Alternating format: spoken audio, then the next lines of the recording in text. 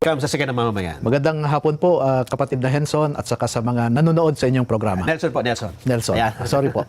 Okay lang po. Kumusta po ang hinahawakan ninyong kontrobersyal na kaso? Itong paglantad ng 18 mga dating sundalo.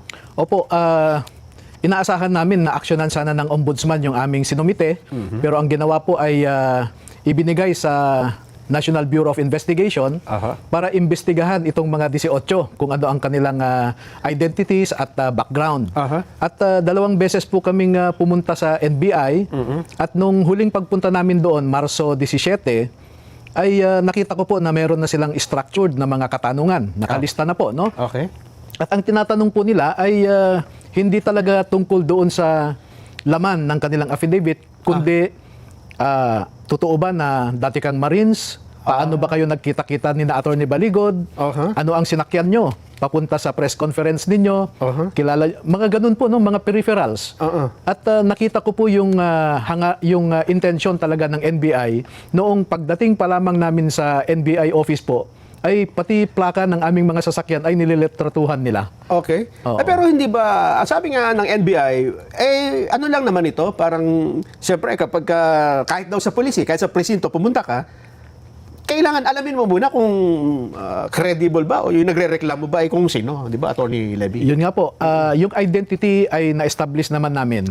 Pero yung hinahanap nila na credibility daw, hindi naman po nagtanong tungkol sa nilalaman ng kanilang affidavit para malaman nila kung credible ba o hindi. Parang sa tingin ninyo, tama naman nakilalanin mo yung identity at tingnan yung background, pero parang too much, parang hindi naman dapat gano'n ang normal? Opo, isipin po ninyo, pati kung nasaan ang safe house nila ay tinatanong nila. Ay, oo nga. Parang hindi nga tama. So, hindi sincero po na pag-iimbestiga ang kanilang ginawa at may halong panloloko. Paano Kasi, panloloko? ang sabi po nila sa amin pagdating namin doon ay, Attorney, kwan ito hindi ito custodial investigation. Kasi kung custodial investigation po ay kailangang may kasamang abogado ang bawat isa. So sabi ko, kung hindi custodial, okay lang.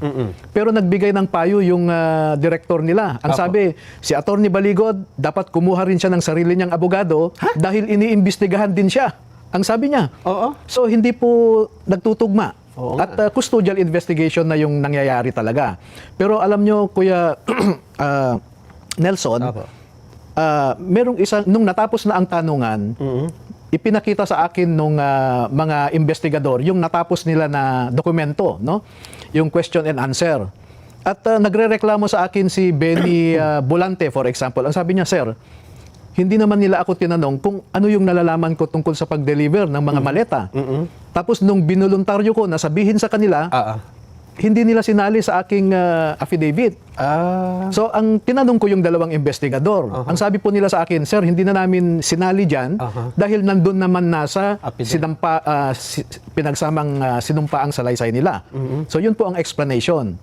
Kaya po nung ibinibigay sa akin yung iba, wala hong laman yung mga kwan nila mga tanong. Hindi naman tungkol... Hindi tungkol doon sa sinasabi. Oo, kaya ang sabi po ng mga investigador, sige sir, pwede bang ituloy natin ito? Magbibigay kami ng supplemental na mga katanungan, hintayin nyo na lang yung susunod naming subpoena, sabi nila. Kaya hindi po totoo yung sinasabi ni NBI Director na ayaw daw pumirma ang ilan sa mga former soldiers ng kanilang affidavit. Hindi pa ho tapos Ayun, kaya hindi pa pinipirmahan. Opo. Teka muna, nung una kayong pumunta doon ay 16, di ba? Opo. Tapos, nung bumalik kayo ay 16 pa rin ba? O... 18 na po. Napuno uli. Kasi yung una po namin, nanganak po kasi yung isa, yung asawa ng isa. At sinamahan din nung isa para may kasama po na bumiyahe. Pero nung pangalawang imbitasyon ay kompleto na po. Kasi nung una po kayong lumantad, February 25, 24? 24. Opo.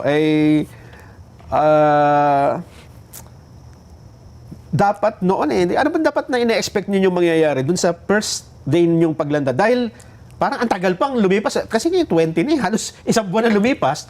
Tsaka parang nagkaroon ng interest na ipatawag kayo. Pero sa tingin nga ninyo, parang hindi naman... Parang sa halip ng investigahan ay yung ibinubulgar niyo, ang iniimbestigahan ay kayo na nagbubulgar. Bakit Kaya ganun katagal bago... Yan po ang isang rason at pagpapatunay na tama ang aming naging desisyon na ibahagi muna namin sa kababayan natin Aha. noong February 24 yung nilalaman ng kanilang affidavit.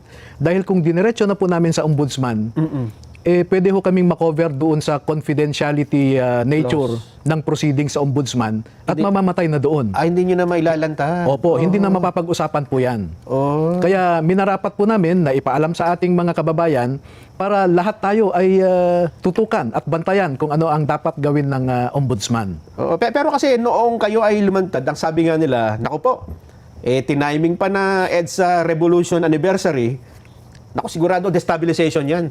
Tapos mga dating sundalo di ba, ganyan din noon na pagka gusto mong magkaroon ng kudeta, may mga lalantad na mga dating sundalo, kaya mga sundalo. Bakit ba nagkataon na February 24 pa?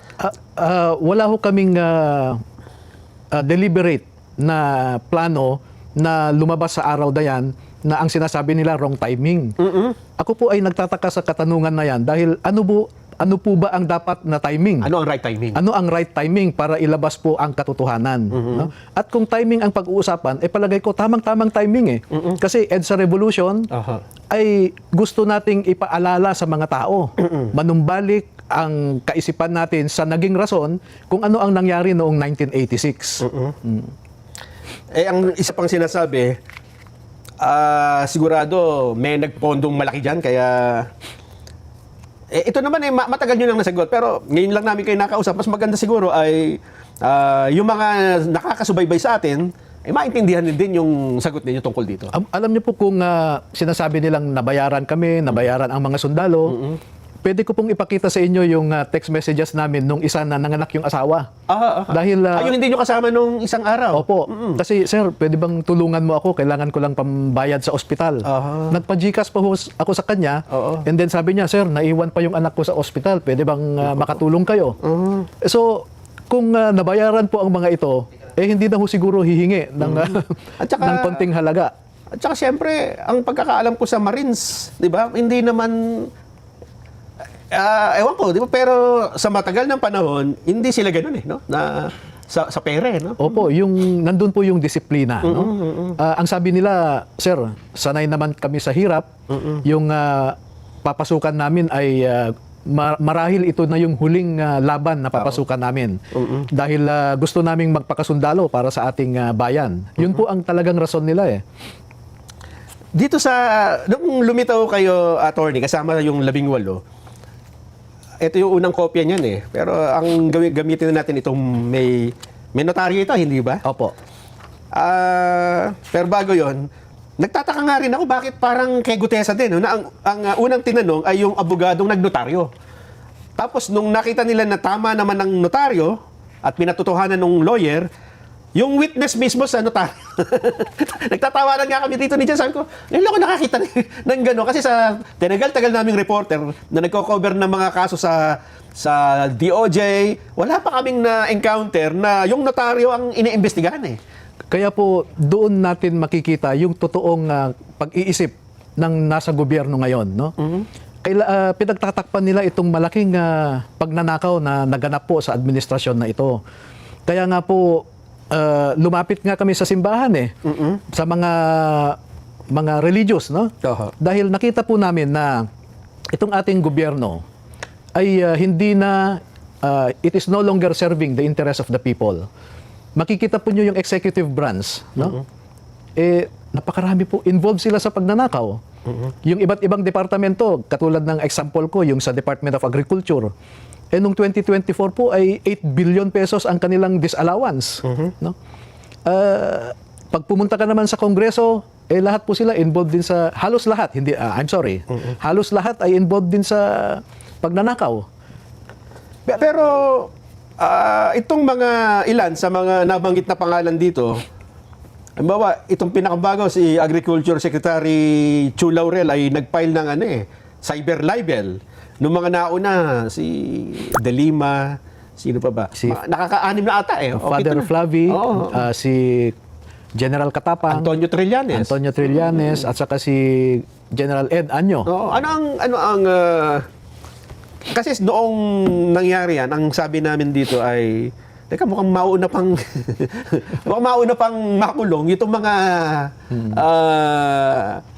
mga dating sundalo kaysa dun sa sinasabi nilang nagtakas ng mali-malitang pera.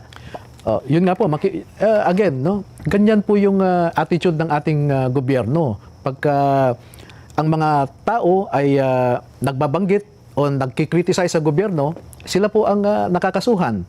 Pero sabi namin, itong mga cyber libel na ito ay sasagutin naman po namin. Pero sana yung mga akusasyon namin ay sagutin din nila.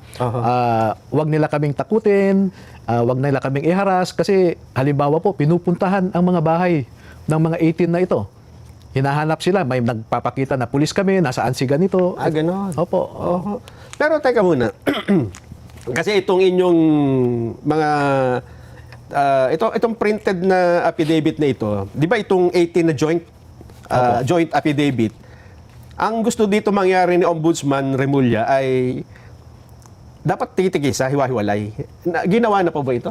Pag titingnan nun po yung affidavit, kasi kine-question niya, imposible naman na itong 18 laging magkakasama. Pero palagay ko hindi niya nabasa yung Hindi affidavit. niya nabasa, Kasi yung pinagsamang sinumpaang salaysay, makikita po dyan na yung naunang pagpapahayag ay common sa kanila, ang kanilang alegasyon. Pero pagdating po sa mga delivery sa ating mga mambabatas, katulad halimbawa ng isang senador dyan, ay binanggit naman po kami, si Tube, Voluntate, May pangalan. po. Kung sino yung involved sa isang particular na sitwasyon. Opo, oo. At saka yung mga litrato po dyan ay sample lamang po yan. Kasi halimbawa may isa dyan na lumabas ang litrato sa loob ng bahay niya. Kung tinanong sana kami ng NBI o sa mambabatas na ito, ano ang katibayan nyo? Na totoo. So inilabas din po sana namin, ito yung litrato ng bahay, Ayun. ito yung mga litrato ng mga sasakyan na nakaparada sa harap ng bahay. Pero wala pong ganung pagtatanong Para magkaroon kayo ng parang supplemental na patutunayan. Pero ito po, dahil aminado naman itong mga dating sundalo na nung dinideliver nila ito, hindi na naman nila alam kung saan galing Ang ibig sabihin na hindi naman nila alam na ito'y galing sa flood control o kung anumang project.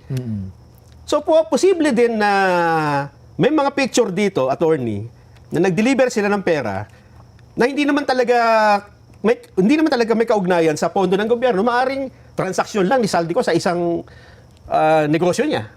Maaring gano'n, nakahalo.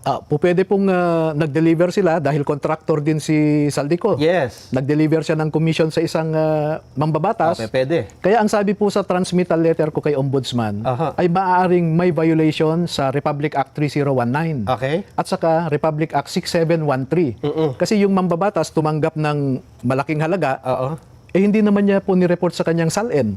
Ayun. So doon papasok. Oo. Criminal offense din po yun. Halimbawa naman, nag-deliver sa isang pribadong tao, tapos yun naman halimbawa, ang binabanggit nila si Andrew A. Nag-endorse at binayaran ng napakalaking halaga. Pero wala naman yata dito si Andrew A. sa picture, ano? Opo.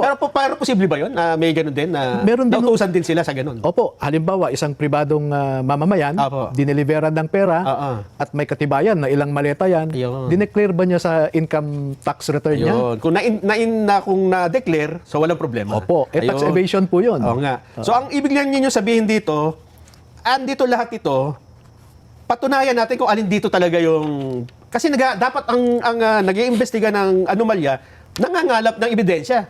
At saka na lang niya sasabihin, ito hindi to pwede, ito hindi to pwede. Hindi pwede, hindi kayo pwede lahat. Opo. Ang problema, wala pa talagang totoong pag-iimbestiga, meron na ho silang conclusion. Meron na nga.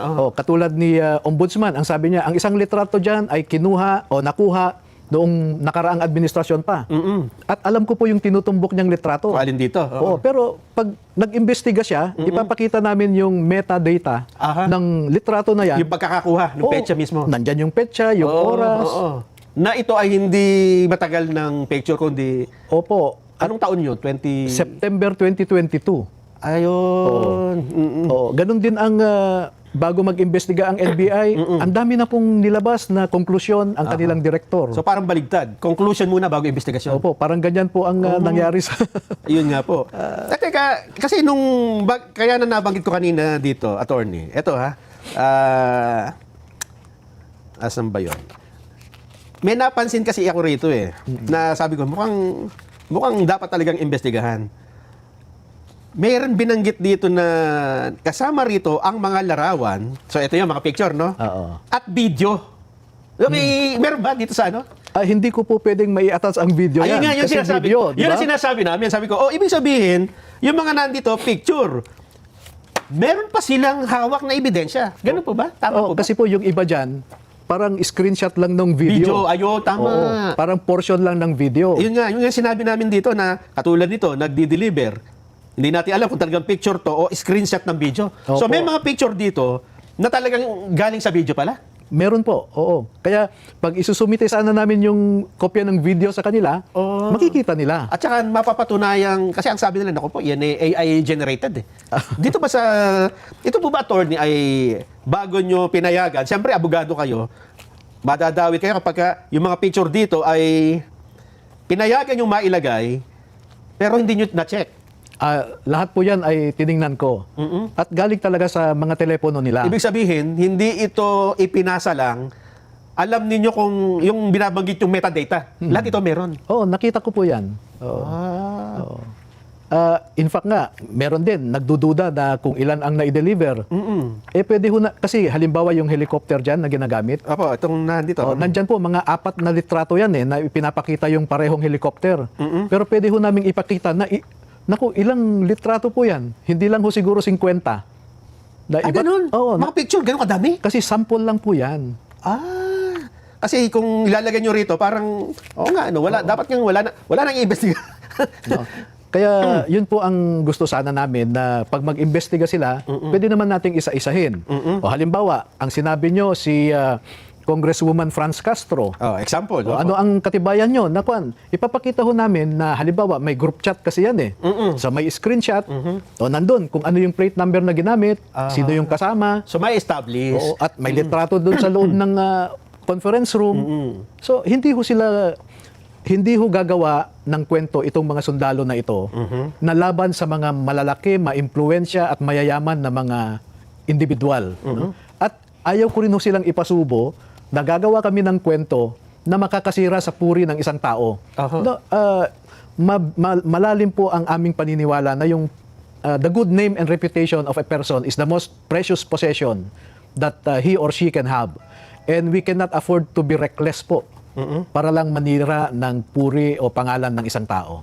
Pero in-expect nyo ba na ganito ang magiging reaksyon ng mga nag-iimbestiga sa flood control? Yes po. Kasi kaya po napilitan ako na hanapin itong mga kasamahan ni Gutesa dahil nakita ko kung paano nila trinato si Gutesa. So sabi ko, totoo kaya ang sinasabi ni Gutesa? Malamang may mga kasamahan siya. Kaya ko po hinanap at nalaman ko na totoo ang sinasabi ni Gutesa. So bakit pinagtatakpan nila ngayon? Yung ICI, for example, napapanood naman natin po yung proseso ng ICI. Halatado naman po na pang-cover up yan So, kaya po minarampat natin na hanapin ang mga ito at meron ding gustong tumulong pa para magdagdag ng mga ebidensya. Anong ibig nyo sabihin? Teka lang aking idadigest yung huli yung sentence May ibang gustong tumulong pa na magdagdag ng ebidensya? Yes po. Itong 18 sundalo, may iba pang susunod? Malaki po ang posibilidad. Ito bang mga ito ay mga dati ring sundalo o meron ding mga... Kasi ang dami rito nabanggit ng mga tao na hindi naman sundalo. Alin po yung mga kasamahan nila? Opo. Hindi, halos lahat po yan ay dating sundalo. Ang hindi lang sundalo dyan dati ay yung mga drivers. Driver. Ayun nga yung sinasabi ko, meron bang mga ganun na possible in the future? O hindi natin alam, baka next week or... Abangan po natin, Kuya Nelson, kung anong... Ito ang napansin ko dito, no, na kasi kay Gutesa, isa lang ang lakas ng impact no? Pero ba't hindi niyo ginawa kaya na isa-isa ang inilabas?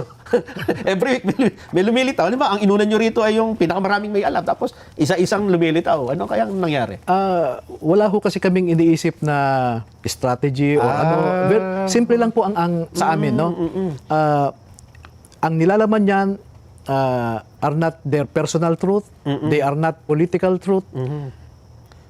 objective truth po ang nandyan. No? Aha. Kaya kung ilan silang handang lumabas, lumabas po sila.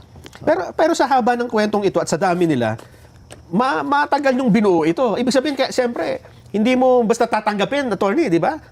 At ang gagawin nyo, gagaya siguro ng ginawa ng NBI, chinek nyo muna lahat. Opo, una kaming nagkita-kita nung ilang kasamahan nila, October pa lang. Oo. Oo. So, usap kami, November hanggang December. Pagdating ng Christmas break, sabi ko sa kanila, pag-isipan niyong mabuti, kausapin niyo ang pamilya niyo. Oo.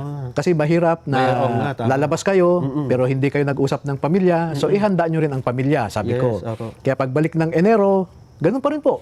At paulit-ulit po yan na tinatanong ko sila. Oo. Kasi nagte-take notes ako kung nagsasalita sila. And then, ilalagay ko sa draft ng kanilang affidavit. Pag kausap po ulit sila, tinetest ko kung consistent. Oo. Tama naman po yung kanilang mga sinasabi, consistent naman. Kaya ayun na nga, nung February, nung na-review nila lahat, binigyan ko sila ng tig-isang kopya nila. Parang isang linggo pa ho bago namin ipa-notaryo eh. Oo nga. So, ibig sabihin, tama. Kasi kung paparatangan kayo ng, hindi, it will take time talaga pala, no, na mabuo itong testimonya nila. Anong nakikita nyong kahihinat na nito? Kasi ngayon ay 2026, 2 years na lang magpapalit na tayo ng administrasyon. Ito ba kailangan pa ba natin itawid dito sa kabilang ibayo? Ganun po ang malaking posibilidad na mangyayari dahil nakita natin ang galaw ng Ombudsman, ang NBI, ang Kongreso at ang Senado na ayaw nilang pag-usapan ito, ayaw nilang imbestigahan. No? So siguro magkakaroon tayo ng oportunidad kung magbago ang ating administrasyon at yung susunod na administrasyon ay bukas ang kaisipan na imbestigahan ito. Ay, pero sa bagay, buti na lang madali na, no? Sandali na lang. Pero sa tingin nyo, may impact din ito. Kasi siyempre sa election, kung anong issue ng bayan kung ano ang mainit na issue, may epekto yan sa magiging behavior ng mga botante. Malaki bang epekto nito sa tingin ninyo sa magiging resulta? Kung ang ating mga kababayan po ay mapanuri, no? At they keep on engaging on this issue, palagay ko may epekto po yan. At kung hindi magbabago ang pag-iisip ng pamahalaan natin ngayon Yung pagtrato dito? na magkaroon ng totoong investigasyon, baka hindi po maganda ang paningin ng mga botante sa kanila. Ang sabi ni Senador Lacson noong, siguro napanood nyo rin naman sa hearing na payag na siyang ipatawag kayo yung mga dating sundalo. Pero binawi niya yata kinabukasan at ayaw na daw ng maging circus. Ano ang tingin nyo? Yun nga, nagtataka rin ako kung bakit biglang ganun ang paningin ni Senador Lacson sa ganitong issue. Kasi yung mga nakaraan, nasubaybayan naman natin ang kanyang political career. Opo. At ipinakita niya sa taong bayan na isa siyang masugid na lumalaban sa korupsyon. Pero biglang nagbago ang kanyang pananaw sabi ko nga, ang pagdududa niya ay imposible daw yung 805 billion pesos. Kasi kinumpute niya, mukhang hanggang ngayon daw nagde-deliver pa. Kung ganun talagang kalaki. Oo. Pero hindi makapaniwala si Senator Lacson sa 805 billion. Samantalang ang estimate ng isang professor po ay 1.5 to 1.9 trillion ang ninakaw. Wow, laki. So halos kalahati lang itong binabanggit ng mga sundalo na ito. Pero sa tingin nyo ba yung mga example, i-accept muna natin na ito talaga ay galing sa pondo ng gobyerno, kasama na kaya dito yung iba pang ang ibig sabihin, hindi kaya ito ay hindi lang flood control project? Ay, opo. Kasi yung dumating na pera kay Saldico ay galing sa iba't ibang sources. No? Halo-halo na yun? Opo, hindi lang flood control Halimbawa, yung sinasabi nila na nag-deliver si General Katapang ng Bucor kay Saldico, hindi naman siguro galing sa flood control yon. Oo, kasi nga sabi niya, hindi naman ako involved dyan. Wala naman akong kinalaman sa flood control. Ba't ako bibigyan? Oo. Pero marami po Pag sana lumabas si Mark Tiksay o si Paul Estrada, kasi meron po yung iniwan na parang diary niya So makikita po nyo doon, ang daming iba't ibang sources Pati nga yung PhilHealth. Yung pa nagtataka ko, attorney, no? bakit itong dalawang nababanggit lagi, nabanggit na ito sa Senate hearing nasa transcript ito Yung Mark Tiksay at yung isa, yung Paul Estrada, bakit kaya hindi ipinapatawag or hinahanap man lang? Exactly po, no? Wala akong narinig na sinampinahan, pero ang pagkakaalam ko ay nasa labas ng bansa sila. Oo. Pero kahit na, Ayun di ba? Ay, sampinahan mo para makatulong sana sa pagpapaliwanag, pero wala pong ganong effort eh. At doon nakapaghinala. Oo, talaga naman, oo. Maraming salamat sa pagpunta nyo rito sa studio. At least nagkaroon tayo ng pagkakataon na linawin yung iba rito. Ito pala yung sample pa lang pala ito. Opo, meron kami kasing sinasabi sa practice na ultimate facts. No? Okay. Yung mainit na topic ngayon sa impeachment. Kasi yung ultimate facts, sabihin mo lang kung ano yung alegasyon mo. Aha. Para kung magkaroon ng investigasyon, saka mo ibigay yung mga ebidensya mo. Ayun, pagka nandun na. Opo. Oo, halimbawa yung binabanggit. Ito ako kung unang nakapansin doon na larawan at video. Sabi ko, teka muna. Hindi mo may ilalagay yung video dito. Exactly po. So meron talaga video. Yan ang sinasabi ko sa mga NBI na we are ready to comply with your subpoena to present digital evidence, mga litrato, etc. Pero hindi naman nila tinanong. Ayaw nilang hingin. Pero ito ba, attorney, siyempre, yung mga ebidensya na yan, digital, pwedeng mawala yan, mabura Naka-ano ba ito? Naka-safe keep? Ibig sabihin ano man ang mangyari, ay meron ng kopya nito. Opo. Pwede namang ilagay sa cloud lang. Sa cloud, oo. Bigyan niyo ako password. Maraming salamat. Baka meron po kayong gustong sabihin pa sa ating mga babayan, attorney. Opo, sa ating mga kababayan ay wala kaming intensyon. Walang intensyon itong 18 na dating mga sundalo na basta manira ng puri ng ninuman. Gusto lang nilang makiambag, sumali sa panawagan na kailangan ang korupsyon sa gobyerno ay matigil na or masawata na. Huwag nyo po silang siraan. No? Mag-focus tayo sa issue lamang. Sa ating gobyerno, na ngayon ay ginagawa ang lahat na mag-conduct ng complete background investigation, katulad sa akin, handa naman po kaming magpa-imbestiga. At kung yan ang nakikita nyong sagot sa aming mga aligasyon, sana wag naman po kayo tumigil dyan. Tingnan nyo rin yung aligasyon ng mga 18 na dating sundalo. Salamat po. Maraming salamat, Attorney Levy Baligo.